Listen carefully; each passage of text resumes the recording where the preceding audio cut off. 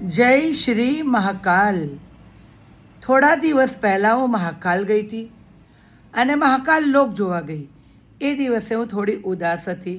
ખબર નહીં, દિલમાં જાણે કંઈક દુઃખ થતું હોય તો એ વિડીયો બનાવતી હતી. ત્યાંથી એક પરિવાર નીકળ્યું. એમાંથી એક યુવાન છોકરી આવી અને મને કહેવા લાગી, આંટીજી 60 साल के बनकर वीडियो मत बनाइए, 24-25 साल के बन जाइए तो देखने का वीडियो मजा आए. હું કોઈ સારી વાત કરે ને તો એને મારા જીવનમાં ઉતારી લઉં છું, એ ભૂલતી નથી. ચાલો આજે કંઈ બધાને આનંદ આવે, બાળકોને પણ આવે એવી વિડીયો બનાવીએ. બહુ વર્ષો પહેલાંની વાત છે. સ્કૂલમાં હું ટીચર હતી. કાર્યક્રમ હતો. એક વિદ્યાર્થી એક વાત કહી હતી. ચાલો સંભળાવું. એ વિદ્યાર્થી એક વાત એવી કરી હતી કે એક પરિવાર એક હોટલમાં જમવા ગયો. રવિવારનો દિવસ હતો. પરિવારજનો મળીને ગયા હતા. હસતા, આનંદ કરતા, કિલ્લોલ કરતા બધા બેઠા હતા. અનેક જાતનું ભોજન પીરસાતું ગયું. એટલી વારમાં એક ભાઈ ઉદાસ થઈ ગયા. તો બીજા પરિવારજને કહ્યું કે શું થયું? તો કે અરે હું મારા દાંત 32 તો ઘરે ભૂલી ગયો. હવે હું કઈ રીતે જમવાનો? ખાવાનું બધું સરસ છે પણ હું ખાઉં કઈ રીતે? એ ચિંતામાં ડૂબી ગયા. તો બાજુના ટેબલ પર એક છોકરો બેઠો હતો. એને કહ્યું, અંકલ ચિંતા ના કરો, મારી પાસે 32 છે, લો આપું. એને થેલીમાંથી એક 32 આપી અને કહ્યું, લો આ પહેરો અને આનંદપૂર્વક જમો. તો એમને 32 ધોઈ અને પહેરવાનો પ્રયત્ન કર્યો, પણ એમના મોઢામાં 32 વ્યવસ્થિત ના આવી. કે જે આ મને નથી થતી.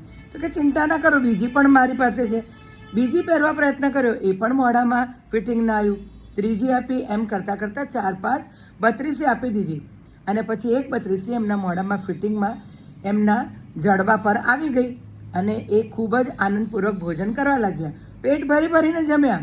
અને પછી ભોજન પત્યા પછી એમને 32ને ધોઈને કહ્યું, લો થેન્ક યુ હો, તમે આજે બહુ જ મને આનંદ કરાવ્યો. શું તમે ડૉક્ટર છો? આટલી બધી 32 રાખો છો?